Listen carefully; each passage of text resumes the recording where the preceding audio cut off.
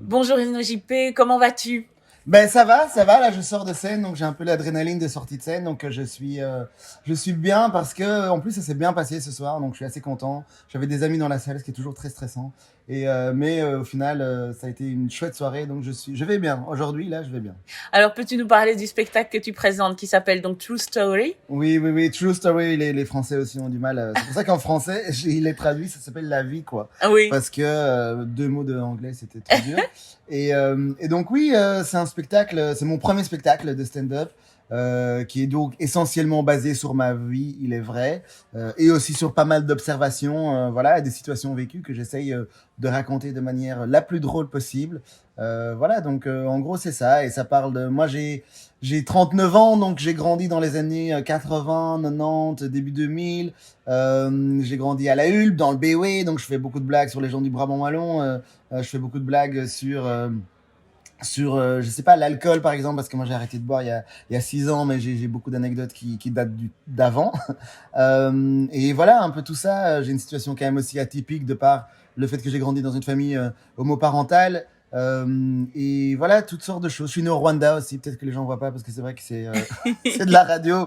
Donc voilà, je suis né au Rwanda, mais j'étais adopté par des Belges blancs. Du coup, donc j'ai grandi dans une famille blanche en étant noir, dans le Béoué, et etc., je dirais. Bah oui, bah c'est un Ouais, spectacle qui est très drôle et effectivement la salle déjà elle était remplie, il y avait plus une place de libre et ouais, c'était vraiment hilar, il y avait une très chouette ambiance et c'est vrai que là où j'étais assise, j'étais juste devant une bande d'amis à toi de jeunesse et donc oui, c'était très chouette aussi parce qu'effectivement c'est émouvant parce que tu racontes des choses liées à ton enfance comme les camps scouts etc.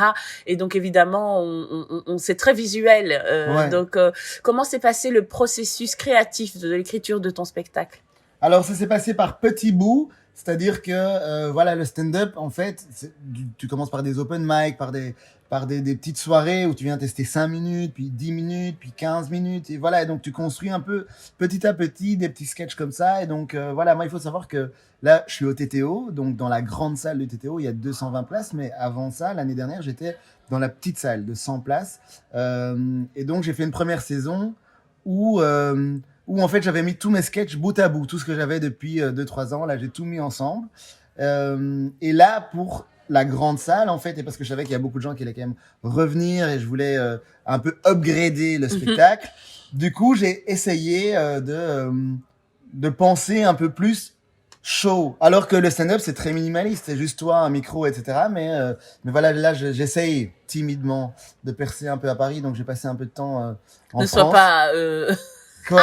tu es super modeste. Ça se passe Mais bien à Paris, tu vas nous en parler d'ailleurs. oui, ça se passe bien, mais bon, Paris, c'est la guerre, c'est plus dur. Enfin, c'est Oui, il y moins, a du c'est, monde quoi. voilà, Il il y y a a du monde, beaucoup de et talent. voilà. Et je remplis certainement pas une salle de 220 places à Paris, quoi, par exemple. À Paris, tu commences plus petit, Mais voilà. après, est-ce que tu préfères pas faire rire 15 personnes que Bien pas rire sûr, 100 personnes quoi? bien sûr, exactement. Ça, Mhm. on veut tous, on passe une meilleure soirée, avec 10 personnes qui sont hilars qu'avec 2000 qui ne le sont pas. Mais voilà, en même temps, moi, avec ce que j'ai comme propos et avec ce que j'ai envie de défendre et avec ce que j'aime faire, j'ai l'impression que potentiellement, je peux m'adresser à toute la francophonie. Et donc, ça passe un peu obligatoirement par Paris, même si j'aime beaucoup la Belgique et que j'ai beaucoup de blagues qui sont très belgo-belges. Ben voilà, donc j'essaie de m'internationaliser et c'est vrai que ça va bien, je suis bien accueilli, j'ai une manageuse et j'ai rencontré un metteur en scène, c'est ça que je voulais dire. Donc j'ai rencontré un metteur en scène qui s'appelle Tierno Thune, qui est le metteur en scène De de Haroun? Haroun. Ah, mais tu le connais? Ben non, mais Ouais. en fait, je vais voir Haroun Ah, le d'accord. 11 et effectivement, j'ai En vu Belgique? passer oui, il vient le 11 au Cirque Royal. Ah, Bah oui, bah waouh, donc ok. viens. Ouais, ben pourquoi pas. Comme ça, tu me Ouais. présentes Haroun. Ben je vais. Excellent, Mais oui. excellent. Mais ouais, Et ouais. donc j'ai vu qu'effectivement, quand je regarde un peu ses Mhm. vidéos, je vois qu'il y a un Tierno qui passe par là. Et Tierno, donc on a commencé à travailler ensemble parce que justement j'avais participé à Pasquinade, qui Oui. est une plateforme que Haroun a créée pour que les gens viennent faire leurs sketchs en dehors de YouTube ou d'autres choses. Et voilà, et donc là, on a commencé à... Tout en étant payé, quoi. En fait, le projet d'Haroun, c'était quand même, c'est presque le principe du chapeau, c'est ça? Oui, oui, voilà, exactement. Et que les gens donnent, parce qu'en fait, le problème, c'est que si tu veux faire même un super passage dans un festival comme Montreux, etc., après, c'est sur YouTube, et en fait, Montreux, il touche les droits, mais toi, t'as rien en termes de droits d'auteur, si c'est pas télévisé, enfin, quand c'est retransmis à la télé, tu retouches, mais pas sur Internet. Et là, sur Internet, donc, Haroun a créé cette plateforme qui s'appelle Pasquinade, et c'est là où il a parlé de moi à son metteur en scène, Tierno, et on s'est rencontrés. Et donc, là, sur les 2 premières dates, ici au TTO, Tierno est venu et a fait quelques ajustements que moi, je trouve assez pertinents dans la mise en scène. Alors, ça peut sembler un peu pompeux, comme ça, pour du stand-up, mais en fait, on n'y pense pas parce que, comme on dit, tu sais pas lire l'étiquette quand tu es dans la bouteille, tu vois, donc tu ne te vois jamais. C'est pas mal, ça. C'est vrai, non, mais J'aime ouais. bien. Tu ne te vois jamais. Et donc, voilà, pour les déplacements, des choses, voilà, il m'a conseillé parfois, il y a des histoires que je raconte au micro, juste comme ça, et il y a des choses que je raconte en étant au pied de micro, par exemple. C'est des choses auxquelles j'aurais pas, moi, pensé spontanément, mais qui, en fait, se révèlent être efficaces. Bah oui, d'où l'intérêt d'un metteur en scène, parce qu'il est un œil extérieur. Ouais, Donc, voilà. voilà. Et l'autre question que j'avais, c'était justement par rapport à ton parcours, parce que j'ai lu et j'ai appris énormément de choses. Donc, tu es autoprogrammé, un journaliste autoproclamé. Je ne sais pas ce que ça veut dire. Ouais. Parce que, en fait, quelque part, moi aussi, en fait. Mais raconte-nous quand même ce que tu entends par là. Ça veut dire, voilà, et je fais une mini Bien parenthèse pour dire, parce que je sais que moi on me pose des questions et je peux déblatérer, donc fais-moi signe Oui, si c'est trop long. mais moi j'aime bien quand c'est long. Parce que je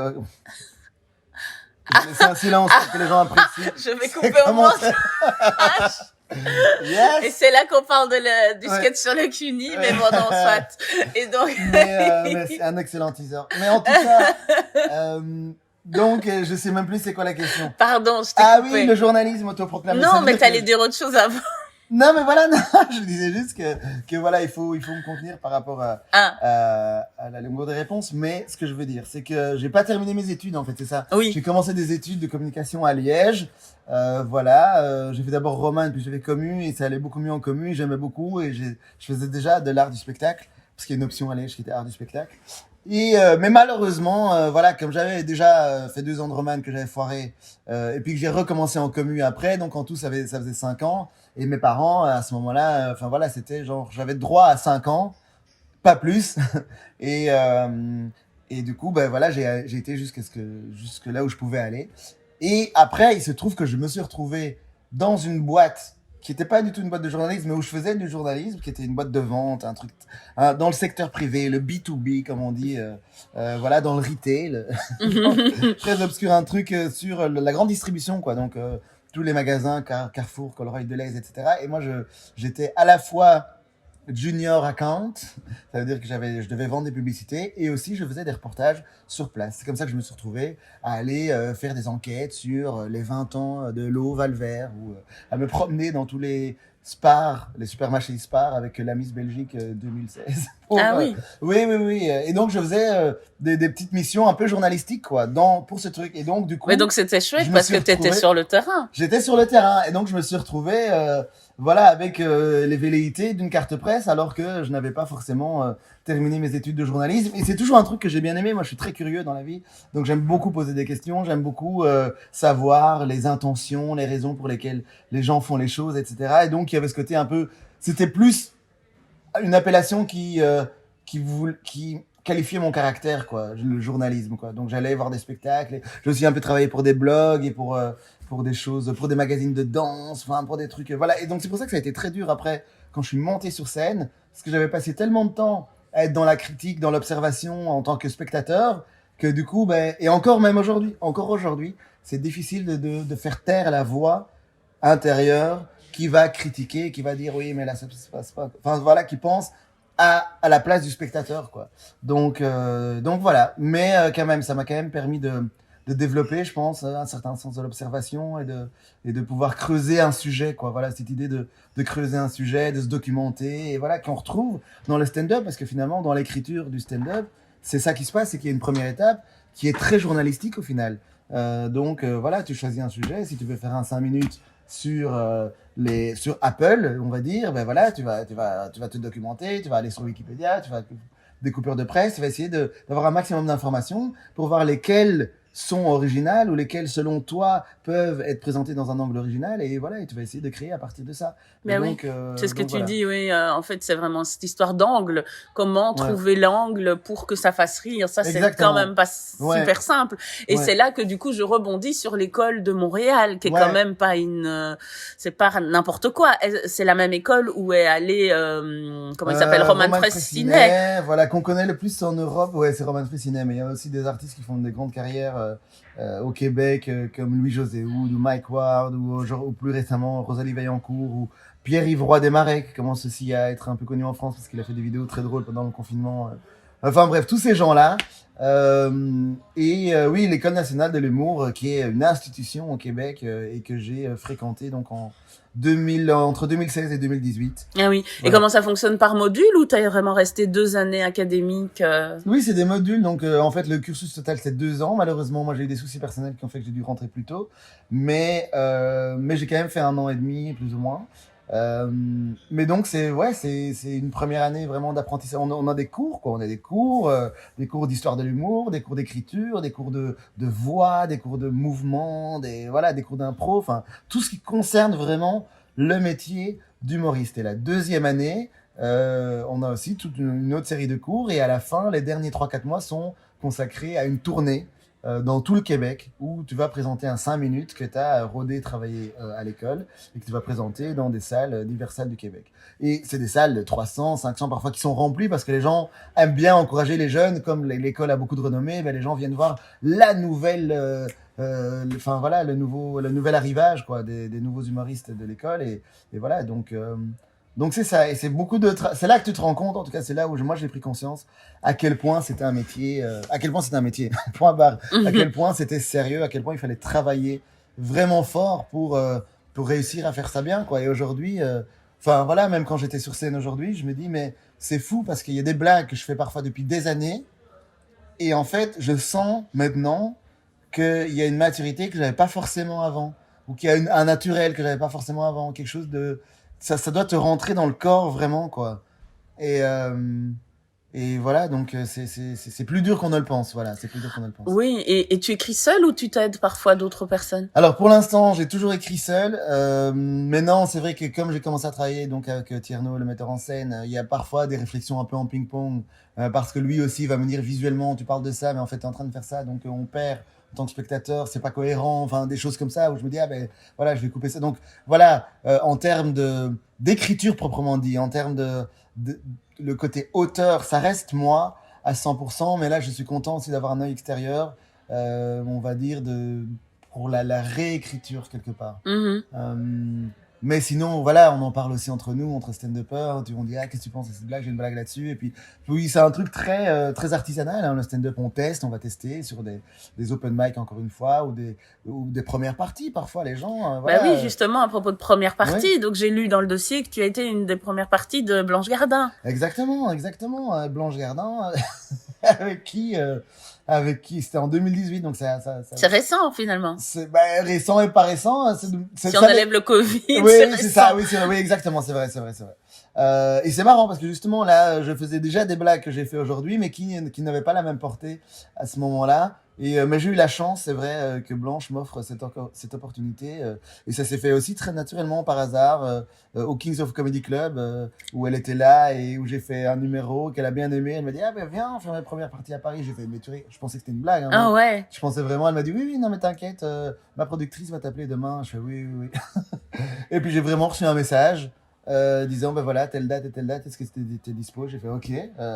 Et du coup j'ai été faire les premières parties de Blanche Gardin à l'Européen, à Paris. Ah, c'est génial. Voilà. Moi, je l'adore, évidemment. Ouais. Justement, le Kings of Comedy Club, c'est là que je t'ai découvert parce qu'en fait, Guillermo Guise avait invité toute une série d'humoristes, dont toi. Donc, il y avait, il y avait quand même Kian Kojandi, il y avait Baptiste Le Caplin, il y avait Fanny Ruet, il y avait Douli, c'est ça? Oui. Il y avait Meha Bedia et encore 2 autres personnes dont j'ai oublié le nom, mais c'était une soirée Tariq aussi, il y avait, Ouais, je pense que J'ai dit une grande partie, mais en tout cas, c'était une soirée extra. Et donc, j'étais avec une amie et on t'a découvert à ce moment-là et on a adoré. Et donc, je suis vraiment très contente de voir l'évolution, Ah, que tu merci. passes déjà de la petite salle à la grande salle. Donc, moi, j'avais vu 5 minutes Ouais. et là, du coup, je vois un spectacle entier et c'est vrai que c'est incroyable, quoi. Donc, T'as je passé une suis bonne soirée? bah oui, je pleurais de rire. Mon amie Ah, à waouh. côté, donc quand ils ont rallumé les lumières, elle voyait, j'avais encore des larmes au coin des yeux. Ah, Donc ça il y a fait trop plaisir. énormément de moments qui sont incroyables parce que tu oses et en même temps on en prend tous pour notre grade. C'est très bien écrit. Donc je suis contente pour toi de voir que le retour, parce que je Mhm. sais que pour toi c'était aussi important de voir comment la communauté noire allait te percevoir. Oui, alors oui, c'est effectivement, et c'est marrant parce que là, demain, justement, je participe au festival Kusheka, Ah oui, qui est tout à le fait. premier festival afro-caribéen en Europe. Et voilà, donc là, on est vraiment sur un festival 100% communauté afro, et ça me fait plaisir qu'ils m'aient demandé justement d'en faire partie, d'être sur le line-up, mais c'est aussi parce que ils m'ont vu dans le nouveau comedy club de Nawel Madani, qui est le nouvel Ah acte, ouais, à trop la bien. Madeleine, qui est aussi un super lieu qu'il faut absolument découvrir. Et en Mais qui est tout fait, le temps complet. mais qui est tout le temps complet, c'est vrai, parce que c'est pas très grand, et donc du coup, dès qu'elle annonce, elle a 1 million de followers, donc ça va vite. Mais donc, ils m'ont découvert là-bas, les gens de Kusheka, et qui, eux, en fait, gèrent à la base la soirée du samedi au You, enfin, je sais plus comment ça s'appelle maintenant, mais la boîte, là. Bref. Et ils m'ont dit, ben, au départ, on avait un peu peur, parce qu'il y a le côté très bounty, justement, que j'essaye de démontrer dans le spectacle. Et là, le côté enfin, comme tu dis, le fait de l'assumer à 100% et de pouvoir en parler, de pouvoir à la fois le nommer, mais aussi le, le, le démonter, ben, ça me permet quelque part voilà, je sais pas, je pense d'être perçu sans animosité. Un truc dont j'avais vraiment peur, en Oui, fait. et puis toi de finalement de trouver une forme d'apaisement. Ouais. Mais après, n'oublie pas que on est plein de bounty. C'est-à-dire que moi, même Oui. si moi j'ai pas été adoptée, je suis quand même aussi Ouais. née ici, j'ai grandi ici, et plein d'humoristes comme Cécile Djunga ou même Laetitia Mampaka sont allés au Congo là récemment, Mhm. mais on a grandi ici. Donc Ouais, ouais, finalement, on ouais. est plein à être dans ce cas de figure, même si on n'est pas forcément adopté. Donc je pense que tu vas quand même pouvoir toucher tout ce public-là qui a grandi ici et qui n'est pas forcément allé en Afrique ou qui n'a J'attends. jamais vécu Ouais. en Afrique. Donc quel J'attends de que soit pouvoir le toucher ma pays. communauté, bien sûr. Voilà. Oui, Ma oui, oui. communauté de Sylvie Van der Valk et de Jean-Pierre de Potter. Mais oui, Ouais. mais bien sûr, et donc je suis content parce qu'en fait, voilà, ça c'est un truc qu'on dit dans le stand-up, c'est plus c'est personnel, plus c'est universel, et en fait, si Oui. tu creuses vraiment, que tu es sincère avec tes émotions, ben, ça va toucher quoi qu'il arrive, quoi, parce que finalement, qu'est-ce que tu partages? C'est juste l'expérience d'un être humain. Mais Voilà, oui, voilà. exactement. Et alors, qu'est-ce que tu te souhaites, toi, pour la suite? En toute Alors, sincérité. ouais, ben, je me souhaite déjà de trouver, d'être content de la version du spectacle, ce qui est en train d'arriver petit à petit, d'avoir une version que je me dis, ok, là c'est bon, c'est ça, et voilà, et de partir du coup à l'aventure avec cette version-là dans la francophonie. Donc voilà, de réussir plus à Paris, et de manière générale aussi dans la francophonie, à la fin pouvoir mettre ça sur Internet et que ça se passe bien. Et puis pour un deuxième spectacle, on verra. Et puis peut-être aussi d'avoir l'inspiration nécessaire pour un deuxième spectacle. Parce que ça, c'est vraiment le truc qui fait peur à tout le monde. Surtout quand le premier se passe bien. Voilà, parce qu'il faut repartir à zéro, quoi. Donc voilà, d'avoir suffisamment de force et d'inspiration pour un deuxième spectacle. Et sinon, rien à voir avec le stand-up. C'est que là, surtout, ce que je me souhaite, c'est de parvenir à réaliser quelque chose qui me tient énormément à cœur cette année. C'est-à-dire que j'aimerais bien réaliser un documentaire Mhm. sur ma grand-mère. Parce que j'ai encore une grand-mère dans ma famille biologique, c'est ma dernière grand-mère, c'est la dernière personne à qui je suis relié verticalement, on va dire, qui va fêter ses 96 ans au Rwanda. Donc c'est une Rwandaise de 96 ans. Genre, elles sont 3 dans tout le pays. Voilà. Et donc j'aimerais bien recueillir son témoignage. Voilà, je le sais parce que j'ai eu des parents âgés qui sont déjà décédés. Et donc ça m'a vraiment appris l'importance quelque part de la mémoire et des traces et du fait que, enfin voilà, si tu ne prends pas la peine de prendre le témoignage de quelqu'un, bah, après sa mort, c'est comme si cette personne n'avait jamais existé. Du coup, voilà, il y a ma grand-mère. Et comme je suis un peu le seul qui suis dans le secteur artistique, dans toute la famille élargie, parce que franchement, c'est une famille très élargie de Rwandais. On est aux quatre coins de la planète. Il y a des gens aux États-Unis, en France, en Suisse. Enfin, il y a des gens de partout. Mais on se réunit tous cet été, au mois d'août, à Kigali, pour fêter les 96 ans C'est de magnifique. Mama Mokoro. Ah, c'est Voilà. génial. Mais ça, parce que tu parles de Barack Obama quand même dans Oui, ton spectacle et c'est vrai que ça fait penser à la fois où il est allé, au Kenya. c'est au Kenya Au ou, Kenya, oui, oui, au ouais, ouais. Kenya, et qu'il a vu sa grand-mère, parce Exactement, que ouais, son ouais. père entre-temps était décédé et donc c'est très émouvant parce que cette grand-mère qui est là dans son village Ouais, et ouais, qui ouais. reçoit son petit-fils qui est devenu entre-temps président des États-Unis, Ouais, c'est ouais, quand ouais. même hallucinant. Ouais, c'est Donc vrai. c'est une belle image pour toi aussi et donc le fait que vous soyez plusieurs et donc voilà, c'est magnifique. En tout cas, je te souhaite vraiment de passer un bon moment là-bas avec toute cette famille élargie. Merci Et beaucoup. je te souhaite de réaliser un beau documentaire qu'on se fera un plaisir de regarder et dont on fera la pub quand il sortira. Merci, Et merci InnoJP, infiniment. je te félicite encore. Et Merci! merci à toi, en tout cas, pour ce beau Et spectacle. venez, Oui, Théo. Voilà, il reste c'est de la juste, place, il hein, reste quand de la même. place et c'est jusque quand? C'est jusqu'au 4 mars. Voilà, c'est jusqu'au 4 mars. Les prochaines dates sont quasi complètes. Enfin, la prochaine est complète. Mais voilà, plus tard, en tout cas en février, il y a de la place. Donc, venez. Voilà, les sièges sont ultra confortables. Oui, je Voilà. confirme. Donc, voilà, bienvenue. Et merci beaucoup. Merci Isabelle. Merci à toi. Bonne soirée. On a fait avec la première édition, Oui. dans lequel on le présente à des jeunes de 16-17 ans qui sont là en recherche d'identité.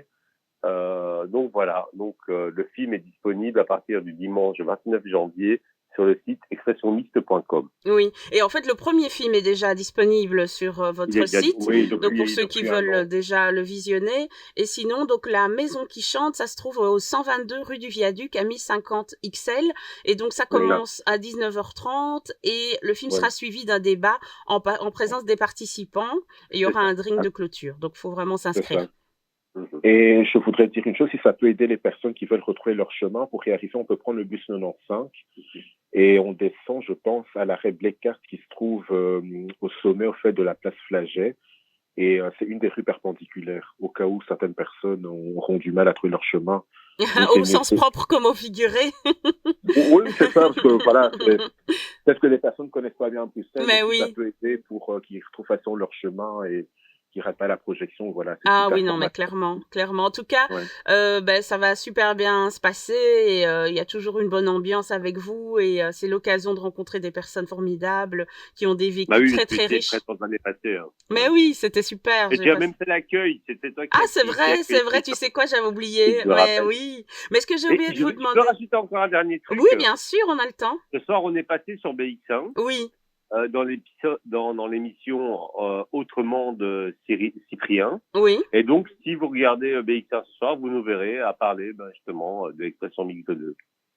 C'est super. En tout cas, je suis contente que vous ayez eu de la presse à propos de cet événement parce qu'effectivement, il faut que ce soit diffusé le plus largement possible. J'ai juste oublié de vous poser la question. Donc, vous étiez allé à Toulouse, en fait, pour le Festival des Diversités. Et donc, dans ce cadre-là, vous avez aussi rencontré des gens. On a été invité par la mairie de Toulouse à venir présenter le film lors de la clôture du festival de la Pride, qui s'est clôturé par justement la Pride. Oui. Et on a profité pour faire un jumelage avec la ville de Toulouse pour faire en sorte que notre projet s'exporte un peu au-delà de Bruxelles.